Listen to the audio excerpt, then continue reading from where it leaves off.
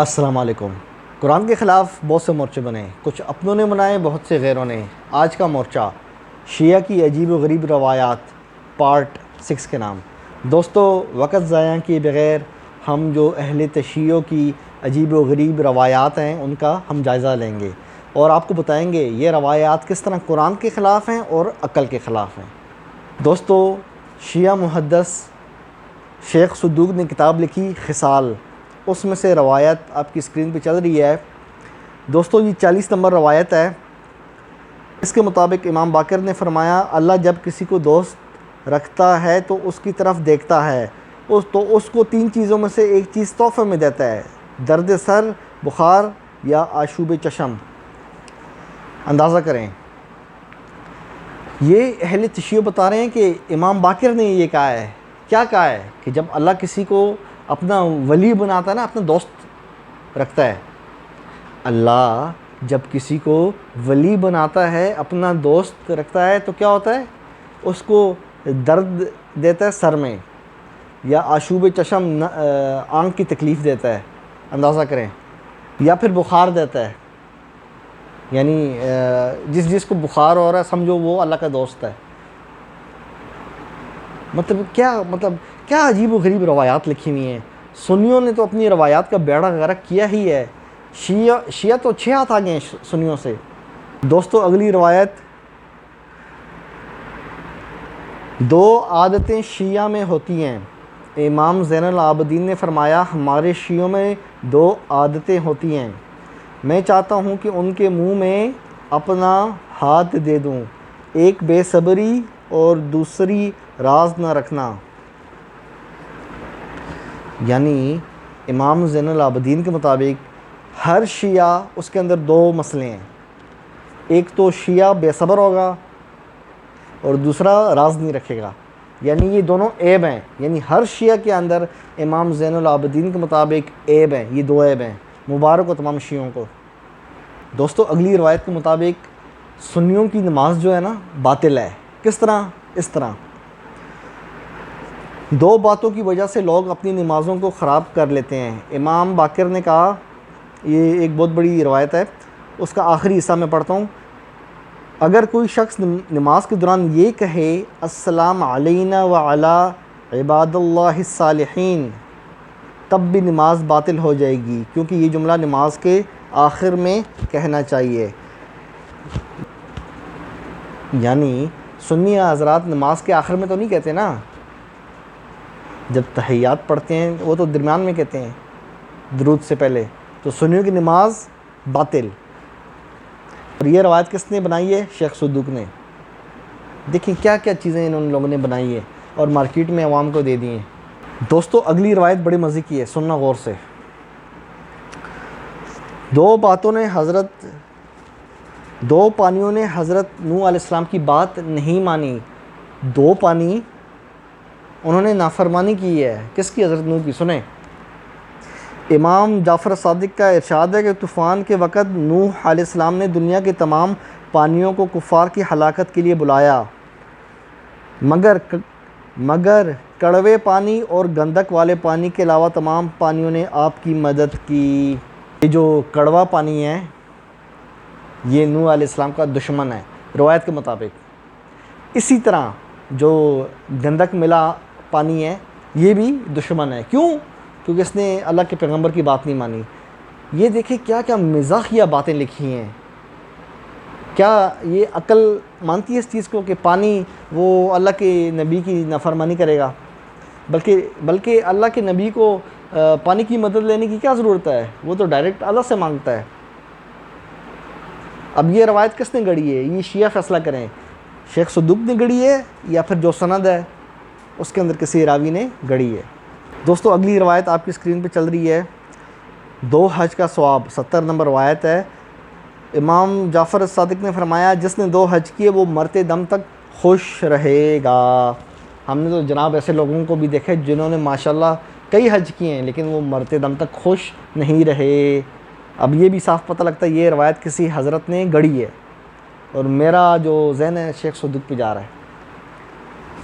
بھائی، دنیا دارالامتحان ہے، یہ دنیا ایگزامینیشن ہال ہے۔ یہ ہم کمرہ امتحان میں امتحان دے رہے ہیں، یہ پیپر دے رہے ہیں، یہ جو میں اور آپ زندہ ہے نا، یہ بھی پیپر ہو رہا ہے، یہ رپورٹ کارڈ قیامت کے دن ملے گا۔ اور یہ کہنا کہ گارنٹی ہوگی کہ جی ہمیشہ کے لیے خوش رہے گا مرتے دم تک جس نے 2 حج کیے، یہ بات درست نہیں ہے۔ اگلی روایت جو ہے وہ خود شیعہ مذہب کے خلاف ہے دوستو۔ 74 نمبر روایت ہے جس کے مطابق نبی علیہ السلام کی 2 انگوٹھیاں تھیں، اس کے اندر ایک کے اندر لکھا تھا لا الہ الا اللہ محمد رسول اللہ۔ ہر چیز میں نا اذان ہو یا نماز کے دوران بھی علی ولی اللہ کا اضافہ کر دیتے ہیں۔ بتائیں نبی نے اپنی انگوٹھی پہ علی ولی اللہ نہیں لکھوایا۔ یہ آپ کی جو باطل عقیدے ہیں نا اس پہ ایک بہت بڑی چوٹ ہے، غور کرو اس پہ دوستو۔ اگلی روایت بڑی مزے کی ہے، دیکھو انہوں نے قرآن کی آیتوں کو بھی نہیں چھوڑا۔ قرآن کی آیت ہے نا مرج البحرین یلتقیان، اچھا کیا لکھا ہے؟ امام جعفر صادق نے فرمایا حضرت علی اور فاطمہ علم کے گہرے سمندر ہیں، ایک دوسرے پر تجاوز نہیں کرتے، اور جو ان کے اندر سے جو آیت کے مطابق موتی اور مرجان نکلتے ہیں نا، کہتے ہیں وہ امام حسن اور امام حسین ہیں۔ یعنی قرآن کی یہ جو آیت ہے، یہ شیخ صدوق نے جو روایت گڑھی ہے اس کے مطابق اس نے یہ حضرت علی اور فاطمہ حسن حسین پہ فٹ کر دی ہے۔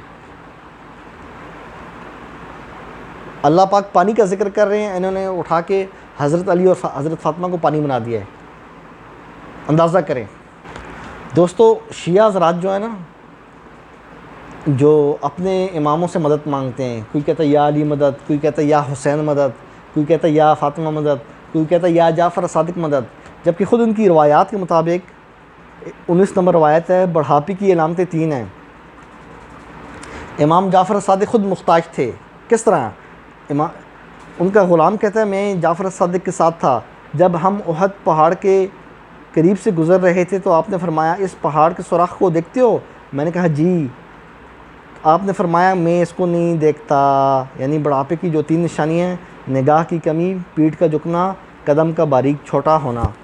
تو امام جعفر صادق نے خود اعتراف کیا کہ مجھے نظر نہیں آ رہا، یعنی انہوں نے یہ کہا کہ میری نظر کمزور ہو گئی ہے۔ او بھائی، جس بندے کی دنیا میں نظر کمزور ہو گئی ہے وہ آپ کی کیا ہیلپ کرے گا آپ کے اپنی دنیا سے جانے کے بعد؟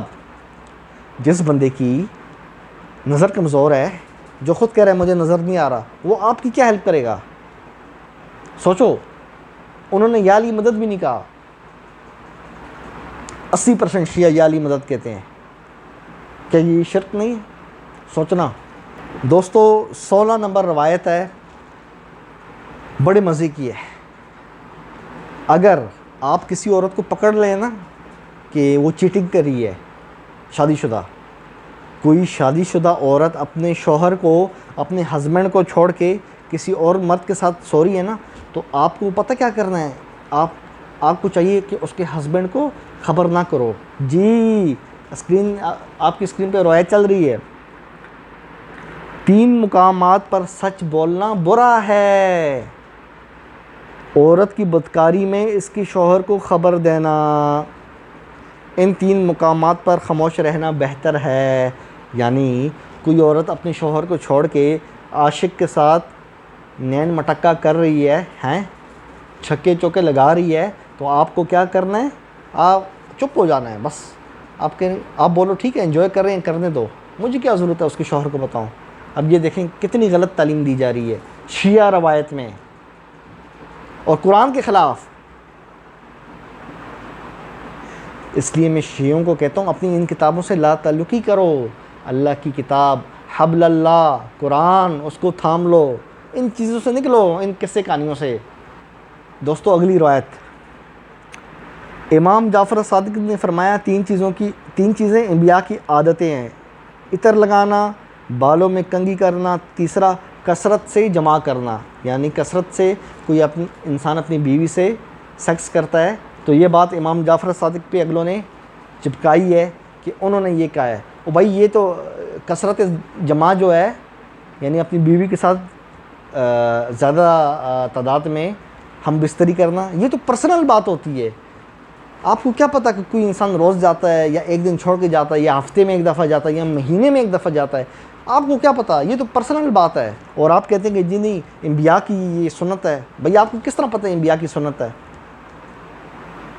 یہ کہنا جی انبیاء کی ازواج زیادہ ہوتی ہیں، بھائی ضروری نہیں کہ ہر نبی کی زیادہ بیویاں ہوں اور ہر نبی ہر روز جاتا ہو، مطلب یہ تو پرسنل باتیں آپ روایات کے اس پہ پھیلا رہے ہیں۔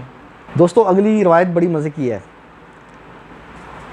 رسول اللہ نے ایک طویل حدیث میں فرمایا 3 آدمی ایک جانور پر سوار نہ ہوں، ان میں سے ایک ملعون ہے جو آگے سوار ہے۔ یعنی آپ اگر موٹر بائک پہ نا، آپ نے دیکھا ہوگا نا فیملیاں بیٹھی ہوتی ہیں یا 3-4 دوست بیٹھے ہوتے ہیں، آپ نے اکثر روڈ پہ دیکھا ہوگا نا لوگ بائک چلا رہے ہوتے ہیں، 3-4 دوست بیٹھے ہوتے ہیں، تو اس روایت کے مطابق جو سب سے آگے بیٹھے نا وہ ملعون ہے، یعنی لعنتی ہے، نعوذ باللہ من ذالک۔ اور یہ بات کس پہ چپکائی جا رہی ہے، کس سے منسوب کی جا رہی ہے؟ رسول اللہ سے۔ میرا پیارا نبی اس طرح کی باتیں نہیں کرتا۔ نبی علیہ السلام کی شان تو بہت اونچی ہے کہ آپ جو سواریاں جا رہی ہیں آپ ان کو برا بلا کہیں، صاف پتہ لگتا ہے یہ کسی نے روایت گڑھی ہے۔ دوستو آپ اپنی نظر تیز کرنا چاہتے ہیں، آپ میں سے جو چاہتا ہے کہ اس کی نظر تیز ہو تو سنو، ابو الحسن اول نے فرمایا 3 چیزیں آنکھوں کو تیز کر دیتی ہیں، ایک سبزہ دیکھنا، دوسرا جاری پانی دیکھنا، تیسرا خوبصورت چہرہ دیکھنا۔ یعنی یہ لوگ جو یورپ میں رہتے ہیں اور خوبصورت چہرے روز دیکھتے ہیں تو ان کی نظر تو بہت تیز ہونی چاہیے، لیکن ہم نے تو دیکھے بھائی اتنے موٹے موٹے چشمے لگے ہوتے ہیں لوگوں کو، ان کی نظریں تو تیز نہیں ہوتی۔ سائنٹیفکلی دیکھیں یہ بات غلط ثابت ہوگی نا روایت، جس نے یہ روایت گڑھی ہے اس بیچارے نے سوچا بھی نہیں ہوگا کہ میں اس طرح ایکسپوز ہوں گا۔ اچھا دوستو ایک بات اور، آپ نے اکیلے کمرے میں نہیں سونا۔ کیوں؟ اگر آپ اکیلے کمرے میں سو گے نا تو کیا ہوگا؟ آپ پہ لعنت پڑ جائے گی۔ جی روایت سنیں، آپ کی اسکرین پہ چل رہی ہے۔ رسول اللہ نے 3 افراد پہ لعنت کی ہے۔ امام کاظم نے فرمایا، اچھا وہ کون سے لوگ ہیں؟ آخری جملہ دوستو پڑھیں روایت کا، تیسرے وہ شخص جو گھر میں تنہا سوئے، یعنی آپ اپنے گھر میں تنہا سو رہے ہو، اپنے کمرے میں اکیلے سو رہے ہو، یا آپ اگر اسٹوڈنٹ ہو کسی ہاسٹل میں رہتے ہو اپنے کمرے میں اکیلے سو رہے ہو تو آپ کیا ہو؟ آپ پہ لعنت ہے روایت کے مطابق، نعوذ باللہ من ذالک۔ اور ان ظالموں نے یہ روایت کس پہ منسوب کی ہے؟ رسول اللہ پہ منسوب کی ہے کہ آپ لعنتیں کرتے پھرتے تھے لوگوں پہ، نعوذ باللہ۔ اندازہ کریں دوستو، آپ کو ایک جادوئی طریقہ بتاتا ہوں، آپ اگر جاننا چاہتے ہو نا کہ میرے سامنے والا شخص کتنا ذہین ہے تو ایک طریقہ بتاتا ہوں۔ روایت آپ کی اسکرین پہ چل رہی ہے۔ انسان کی عقل کا اندازہ ان 3 چیزوں سے ہوتا ہے۔ اچھا جناب وہ کون سی چیزیں ہیں؟ اس کی داڑھی کے طول، انگوٹھی کے نقش اور اس کی کنیت سے ہوتا ہے۔ یعنی آپ کسی بھی شخص کی داڑھی کی جو لمبائی ہے نا وہ دیکھ کے اس کی عقل کا اندازہ کر سکتے ہیں۔ اندازہ کریں یہ جو یہودی اتنی بڑی بڑی داڑھیاں رکھتے ہیں، یا ہمارے جو مسلمان جو اہل حدیث ہیں وہ پیٹ سے بھی نیچے، کیا مطلب وہ بہت زیادہ عقل مند ہیں؟ ڈاکٹر عبد القدیر جس نے ایٹم بم بنایا اللہ کے حکم سے، اس کی تو داڑھی نہیں تھی، تو وہ کیا مطلب اس کی عقل نہیں تھی؟ دیکھا، صاف پتہ لگتا ہے یہ روایت کسی نے گڑھی ہے۔ یہی تو میں شیعوں کو کہتا ہوں، یہی تو رونا ہے اپنی ان روایات سے۔ دیکھو صرف میں نہیں ہنس رہا، دنیا ہنس رہی ہے کہ آپ کسی بھی جس کی داڑھی کا سائز دیکھ کے آپ اس کا اندازہ لگا سکتے ہو کہ عقل مند کس کی عقل کتنی ہے۔ ان کہانیوں سے باہر نکلو، قرآن کی طرف آؤ۔ دوستو کسی بھی انسان کے حسب نسب کا اللہ جانتا ہے، ہاں، لیکن جو شیعہ روایت ہے اس کے مطابق 3 طرح کے لوگ جو ہیں نا وہ حلالی نہیں ہوں گے۔ کون سے؟ آپ کی اسکرین پر روایت چل رہی ہے۔ باقر اور جعفر نے فرمایا کہ 3 قسم کے لوگ نجیب یعنی نسلاً شریف نہیں ہوں گے۔ ایک وہ جو دائیں آنکھ سے کانا ہوگا، دوسرا نیلی آنکھوں والا، تیسرا جو سندھی نژاد ہوگا۔ یعنی اندازہ کریں اگر ایک بیچاری کی آنکھ کانی ہے کسی بھی وجہ سے، ایکسیڈنٹ ہو گیا یا پیدائشی، تو مطلب وہ 2 نمبر ہے۔ ایک تو وہ بیچارہ مظلوم، اوپر سے آپ اس پہ شک کر رہے ہو کہ بھائی یہ 2 نمبر ہے۔ اور جس کی نیلی آنکھیں، اللہ جانے ان لوگوں کو نیلی آنکھوں والوں سے کیا دشمنی ہے۔ جس کی بلو آنکھیں مطلب وہ اس کے ماں باپ ٹھیک نہیں ہیں، یعنی وہ حلالی بچہ نہ ہوا، نعوذ باللہ من ذالک۔ یہ کیا مذاق لکھا ہوا ہے؟ اس مزاج کو آپ مانتے ہو، جو شیعہ ہیں نا مانتے ہیں اس چیز کو، مبارک ہو آپ کو، یہ لطیفے آپ مانتے ہیں، دنیا ہنستی ہے ان لطیفوں کو پڑھ کے۔ یہی تو میں کہہ رہا ہوں، ان روایات سے باہر نکلو، اللہ کی کتاب کو تھامو۔ اور ایک بات ہاں، آپ لوگ یا علی مدد بہت کہتے ہو نا، یہ سنو روایت آپ کی اسکرین پہ چل رہی ہے۔ جعفر صادق نے فرمایا، شرک تاریک رات میں چونٹی کی چال سے زیادہ پوشیدہ ہے جو کالی چٹان پر چل رہی ہو۔ آپ نے فرمایا، آدمی اس وقت مشرک ہوتا ہے جب اللہ کا نام لیے بغیر نماز پڑھے، یا اللہ کے نام کے بغیر ذبح کرے، یا غیر خدا کے آگے دعا مانگے۔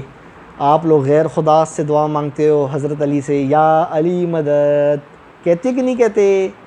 تو امام جعفر صادق نے آپ کی روایت کے مطابق آپ کو مشرک کہا ہے، غیر خدا سے دعا نہیں مانگنی۔ ہاں جی، کیسا لگ رہا ہے سرپرائز؟